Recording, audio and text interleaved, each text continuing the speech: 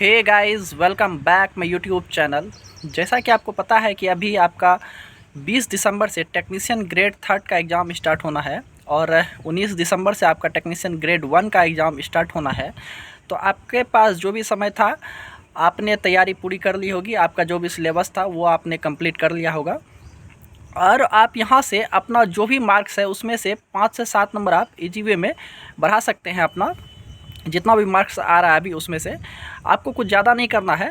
आप जो टेस्ट दे रहे हैं वो तो देना ही देना है। एटलीस्ट एक टेस्ट तो निश्चित रूप से डेली देना है और हो सके तो 2 टेस्ट भी दे सकते हैं, क्योंकि आपको पता होगा कि अभी जो भी भाई एएलपी का एग्ज़ाम दिए हैं उन्होंने देखा होगा कि क्वेश्चन की डिफ़िकल्टी बहुत ज़्यादा नहीं थी, लेकिन टाइम मैनेजमेंट जो था वो वहाँ उनको थोड़ा महंगा पड़ रहा था, क्योंकि 60 मिनट में 75 क्वेश्चन देखना बिना प्रैक्टिस का तो पॉसिबल नहीं है। प्रैक्टिस आपको करना पड़ेगा। और ये प्रॉब्लम बहुत सारे भाइयों के साथ हो रहा था कि उनके पास टाइम का अभाव हो रहा था, जिसके वजह से 4-5 नंबर तो ऑटोमेटिक उनको कम आए हैं। और हड़बड़ी में उन्होंने क्या किया है कि कुछ गलतियां भी की है, सिली मिस्टेक जिसको बोलते हैं, उसके वजह से भी उनका 3-4 गलती हो चुका है।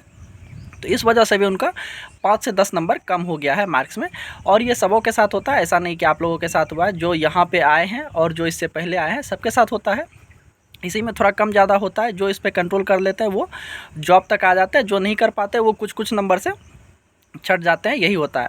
और आपको अभी कुछ नहीं करना है, 1 से 2 टेस्ट तो ज़रूर देना है। अगर आप उसका जो डिटेल दिया रहता है टेस्ट का, अगर आप सॉल्यूशन कर पाते हैं तो अच्छी बात है। अगर नहीं कर पाते हैं तो एटलीस्ट जो उसका ऑब्जेक्टिव क्वेश्चन है उसका आप सही आंसर देख लें।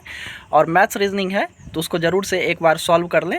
इतना टाइम तो अब आपके पास है नहीं कि पूरा डिटेल पढ़ेंगे, उसके बाद आप फिर उसका सॉल्यूशन करके आगे बढ़ेंगे।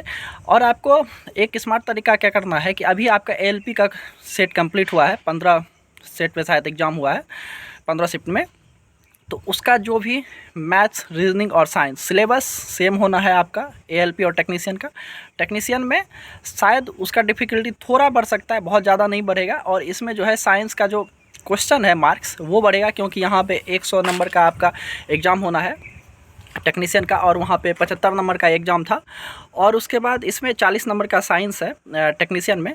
तो आप एएलपी का भी जो भी एग्ज़ाम दिए हैं वो साइंस का क्वेश्चन देखेंगे और उनका जो भी टॉपिक है आप देखेंगे कि ज़्यादा जिस टॉपिक टच किया गया है एग्ज़ाम में आप उस टॉपिक को अच्छे से क्लियर कर लेंगे, क्योंकि आपने पहले तो पढ़ ही लिया होगा। और आपके पास जो कम समय बचा है उसमें उस टॉपिक को क्लियर करें। और आप क्वेश्चन देखेंगे, बहुत सारा क्वेश्चन रहता है कि इनमें से कौन सा नहीं है या इनमें से कौन सा है। इस वाले क्वेश्चन में जो भी आपको दिखेगा कि इनमें से कौन सा नहीं है, तो नहीं वाला जो क्वेश्चन होता है ना, वो आंसर आपको नहीं टिक करना है कि इनमें से कौन सा नहीं है, ये याद नहीं करना। इनमें से कौन सा है वाला जो है वो क्वेश्चन आपको याद करना है। ये क्वेश्चन आपको फिर से वहाँ रिपीट होने को मिलेगा, बस क्वेश्चन का नाम बदलेगा, भाषा बदलेगा, लेकिन चीज़ आपको वही देखने को मिलेगा। और जो न्यूमेरिकल है आपका, जो भी न्यूमेरिकल आया हुआ है, निश्चित रूप से आपका टेक्नीशियन के एग्ज़ाम में आपको यही न्यूमेरिकल देखने को मिलेगा। हो सकता है उसका नंबरिंग अलग हो, लेकिन जो उसका टाइप है, डिफ़िकल्टीज़ है, लगभग वही मिलेगा। और मैथ्स रीजनिंग तो निश्चित रूप से आपका जो भी है 15 शिफ्ट अगर हुआ है तो 300 क्वेश्चन का मैथ्स और रीजनिंग है उसमें, तो वो क्वेश्चन तो ज़रूर से कर ले। इससे क्या होगा, आपका टाइप पता हो जाएगा कि मैथ्स में किस टाइप का क्वेश्चन पूछ रहा है और कौन चैप्टर से ज़्यादा क्वेश्चन टच कर रहा है। इन बातों का ध्यान रख के आप पूरा सॉल्यूशन निश्चित रूप से करके जाएं एग्ज़ाम में, आपको इस चीज़ का फ़ायदा मिलेगा और 5 से 7 नंबर आपका निश्चित रूप से बढ़ेगा। और जो भी करंट अफेयर्स है उसको भी एक बार देख ले। करंट अफेयर्स रिपीट होने का चांस तो कम है, लेकिन हो सकता है कि रिपीट हो जाए जो पुस्तक राइटर सब है।